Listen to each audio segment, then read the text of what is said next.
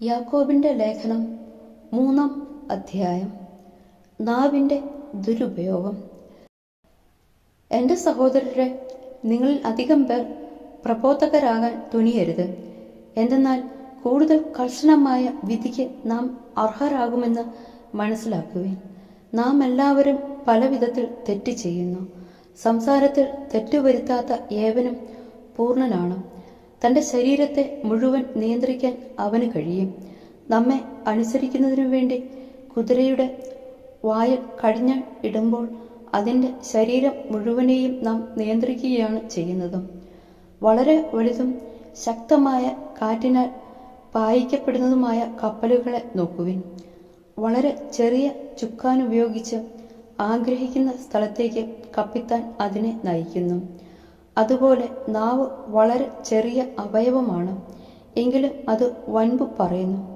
ചെറിയ ഒരു തീപ്പൊരി എത്ര വലിയ വനത്തെയാണ് ചാമ്പലാക്കുക. നാവ് തീയാണ്, അത് ദുഷ്ടതയുടെ ഒരു ലോകം തന്നെയാണ്. നമ്മുടെ അവയവങ്ങളിലൊന്നായ അത് ശരീരം മുഴുവനെയും മലിനമാക്കുന്നു. നരകാഗ്നിയാൽ ജ്വലിക്കുന്ന ഈ നാവ് പ്രകൃതി ചക്രത്തെ ചുട്ടുപഴിപ്പിക്കുന്നു. എല്ലാത്തരം വന്യമൃഗങ്ങളെയും പക്ഷികളെയും ഇഴജന്തുക്കളെയും സമുദ്രജീവികളെയും മനുഷ്യൻ ഇണക്കിയിട്ടുമുണ്ട്. എന്നാൽ ഒരു മനുഷ്യനും നാവിനെ നിയന്ത്രിക്കാൻ സാധിക്കുകയില്ല.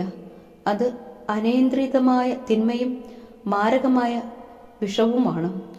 ഈ നാവുകൊണ്ട് കർത്താവിനെയും പിതാവിനെയും ദൈവത്തിൻ്റെ സാദൃശ്യത്തിൽ സൃഷ്ടിക്കപ്പെട്ടിരിക്കുന്ന മനുഷ്യരെ അതേ നാവുകൊണ്ട് ശപിക്കുകയും ചെയ്യുന്നു.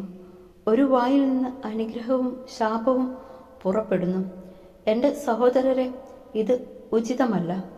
അരുവി ഒരേ ഉറവയിൽ നിന്ന് മധുരവും കയ്പും പുറപ്പെടുവിക്കുമോ? എൻ്റെ സഹോദരരെ, അത്തിവൃക്ഷത്തിന് ഒലിവ് ഫലങ്ങളോ മുന്തിരിവള്ളിക്ക് അത്തിപ്പഴങ്ങളോ പുറപ്പെടുവിക്കാൻ കഴിയുമോ? ഉപ്പിന് വെള്ളത്തെ മധുരിക്കാനാവുമോ?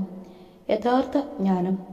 നിങ്ങളിൽ ജ്ഞാനിയും വിവേകിയുമായവൻ ആരാണ്?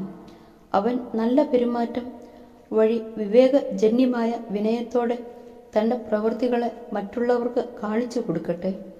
എന്നാൽ നിങ്ങൾക്ക് കടുത്ത അസൂയയും ഹൃദയത്തിൽ സ്വാർത്ഥമോഹവും ഉണ്ടാകുമ്പോൾ ആത്മപ്രശംസ ചെയ്യുകയോ സത്യത്തിന് വിരുദ്ധമായി വ്യാജം പറയുകയോ അരുത്. ഈ ജ്ഞാനം ഉന്നതത്തിൽ നിന്നുള്ളവയല്ല, മറിച്ച് ഭൗമികവും സ്വാർത്ഥപരവും പൈശാചികവുമാണ്.